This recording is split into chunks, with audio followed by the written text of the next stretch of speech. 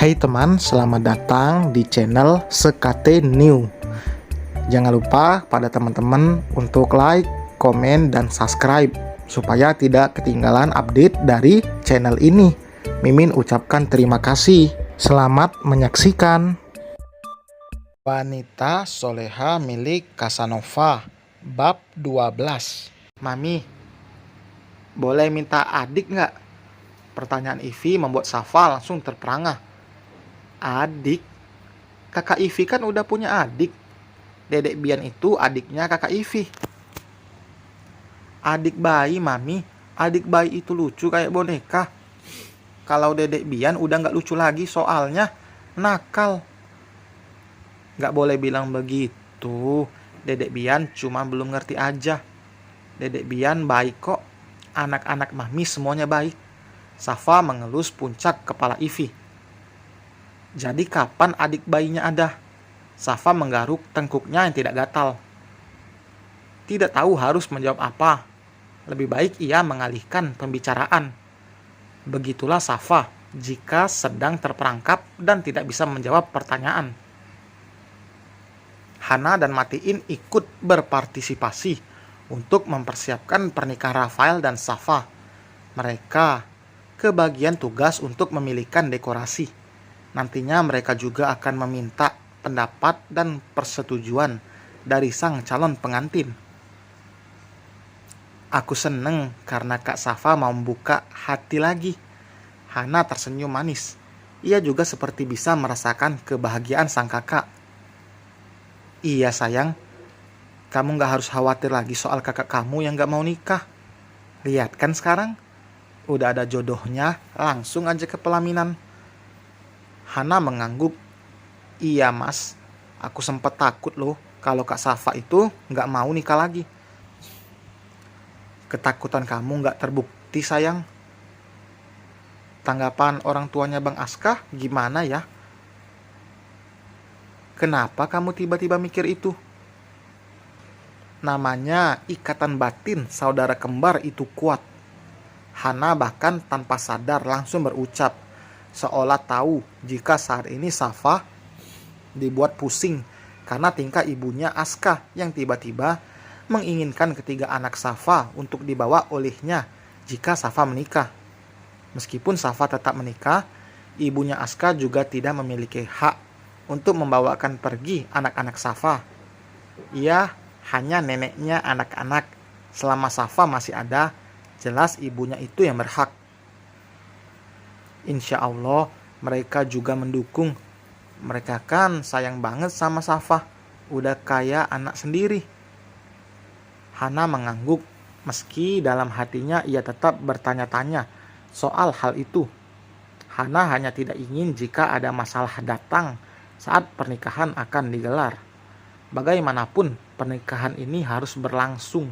Karena hal baik tidak boleh ditunda-tunda. Apalagi persiapannya sudah 50% rampung. Undangannya juga akan mulai dicetak setelah itu dibagikan. Tidak bisa dibayangkan jika semua itu harus gagal. Tidak hanya Safa yang akan sedih, tapi semua orang juga akan merasakan hal yang sama. Ya udah, kita berangkat yuk. Tapi ke rumah Umi dulu, sekalian ajak bayi. Kita kan mau sekalian ke dokter gigi. Iya. Sejak kemarin nomor ibunya Aska tidak bisa dihubungi. Safa ingin bicara pada ayahnya Aska, tapi takut disebut mengadu. Ia jadi serba salah. Namun jika tidak diselesaikan sekarang, kapan lagi? Safa ingin tenang saat menjalani hari-hari menuju pernikahannya. Berarti gue harus ke sana sekarang. Safa membereskan barang-barang miliknya sebelum pulang. Tugas jaganya sudah selesai. Safa akan langsung menemui ibunya Aska. Jika Aska tidak menghargai, sudah jelas ia tidak akan memperdulikannya. Lebih dulu ia mengatakan pada Eni jika dirinya akan pulang terlambat, agar anak-anak tidak menunggunya pulang. Safa belum menceritakan pada siapapun soal ini. Ia masih bungkam karena tidak ingin orang memandang buruk pada ibunya Aska. Bagaimanapun wanita parubaya itu nenek untuk anak-anaknya Safa.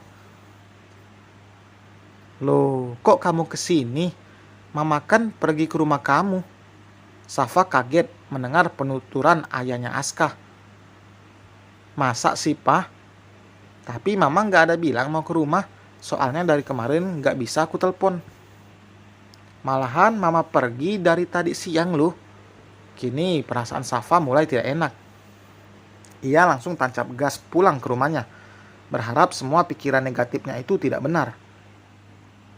Sepanjang jalan, bahkan Safa tidak bisa tenang. Ia terus memikirkan anak-anaknya. Padahal setengah jam yang lalu Safa berkirim pesan dengan Eni. Namun Eni sama sekali tidak bicara apa-apa soal ibunya Aska yang datang ke rumah. Rafael mengingat nama itu. Safa langsung menghubunginya, meminta Rafael untuk melihat apakah anak-anak masih di rumah atau tidak. Kenapa saat kayak gini dia juga nggak bisa ditelepon? Safa hampir saja melemparkan benda pipi itu ke kaca mobil, saking kesal dan khawatirnya. Safa semakin laju mengendarai kuda besinya. Perasaannya semakin tidak enak, bahkan jantungnya berdetak tidak karuan. Sampai di area kompleks saja, Safa masih tetap mengendarai dengan kecepatan yang lumayan.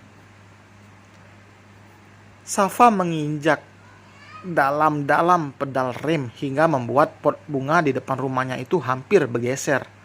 Dengan nafas yang memburu, ia turun dari mobil dan membuka pagar. Saat masuk pun tidak ada yang menyahut saat Safa memanggil. Ia bahkan memeriksa satu-satu kamar dan tidak mendapati siapapun. Matanya bahkan sudah berkaca-kaca. Ia mengusapnya dengan kasar. Ia mencoba menghubungi semua babysitternya tapi nihil. Tidak ada yang mengangkat panggilan Safa. Ada apa? Rafael dengan rambut acak-acakan dan kaosnya yang kusut berdiri di ambang pintu rumah Safa. Ia tadi terbangun karena suara keras saat mobil Safa menabrak pot bunga besar di depan rumah wanita itu. Anak-anak gak ada di rumah, Safa berucap dengan suara keras, dengan suara bergetar. Mereka kemana? Kalau tahu juga gue gak bakalan sepanik ini. Safa tidak bisa lagi menahan cucuran air matanya. Rafael tidak tahu harus apa untuk menenangkan. Ia tidak mungkin memeluk wanita itu. Kita cari sama-sama. Gue takut. Mama ngancem mau bawa pergi anak-anak kalau gue sampai nikah lagi. Semua perkataan itu lolos begitu saja, membuat hati Rafael mencelos. Tangan Rafael mengepal kuat. Rasa sesak di dada tiba-tiba menyusup ke dalam dadanya. Dan selesai teman, terima kasih telah mendengarkan.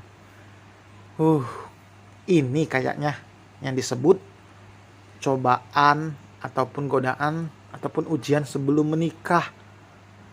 Kalian satu pendapat nggak dengan kalimat yang mengatakan sebelum nikah itu pasti banyak godaan atau ujian? Nah, salah satunya ini. Tulis di kolom komentar pendapat kalian. Jangan lupa like, komen, dan subscribe. Sampai berjumpa di bab berikutnya. Bye.